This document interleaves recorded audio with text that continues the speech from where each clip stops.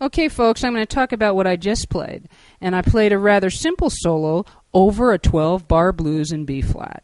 And what I did to give you all a sense of a reference point is I really used the blues scale a lot. And I hope that all of you are familiar with the blues scale.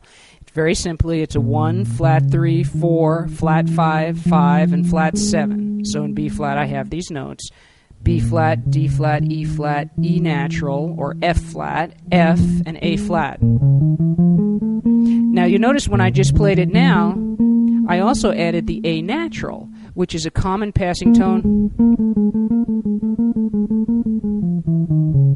which people can add into their lines that sounds really hip. So that's another note that you can add. It's not technically part of the blues scale, but in common usage it comes up quite a bit.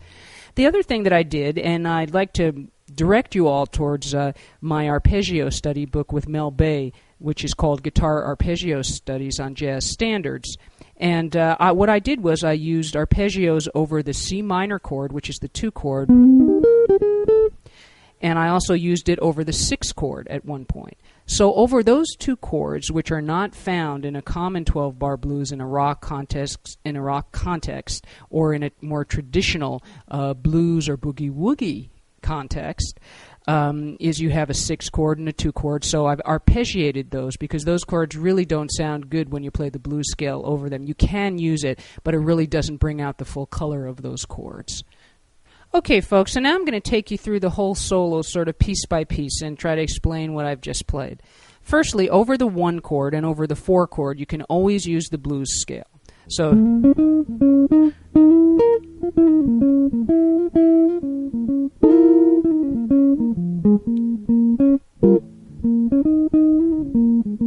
So there I was playing over the 1 and the 4 chord, and the blues scale sounds great over both of those chords.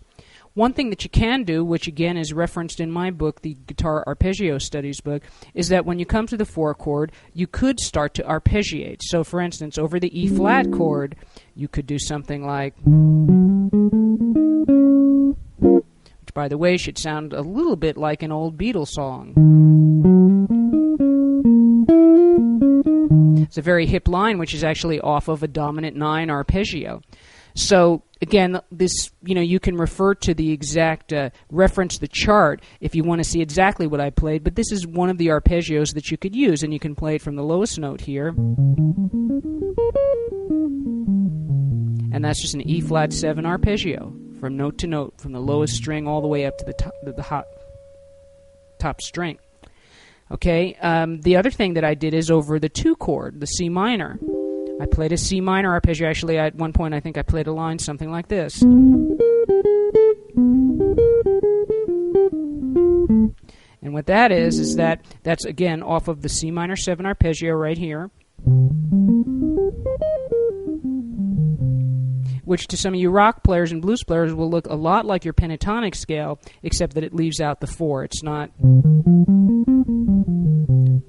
So it wouldn't be C, E flat, F, G, B flat. It's C, E flat, G, B flat. Just a 4-note arpeggio. And what I did was I made a line right in the middle here with a pickup note. There's the arpeggio, and I picked it up from the major 7, and then used some of the scale tones from the key of B flat, because after all, we are in B flat. So that's what that arpeggio is, and it makes a nice line. So the other thing that I did that I wanted to mention is over the G7 chord, you could use a G7 arpeggio, and there's many places to play all these arpeggios. But for instance, if we're here in this nice big G7 on the 3rd fret, you have a very nice shape right here, and some of the lines come right out of that arpeggio. So basically, that's kind of what I did. The blues scale over the 1 chord and on the 4 chord. And on the 4 chord on the E flat, I could also arpeggiate it. And then when I came to the 2 chord, to the C minor, I arpeggiated. And on the 6 chord, I arpeggiated. On the 5 chord, it sounds good to use the B flat blues because you're coming back home to B flat and you're not on the 5 chord for very long.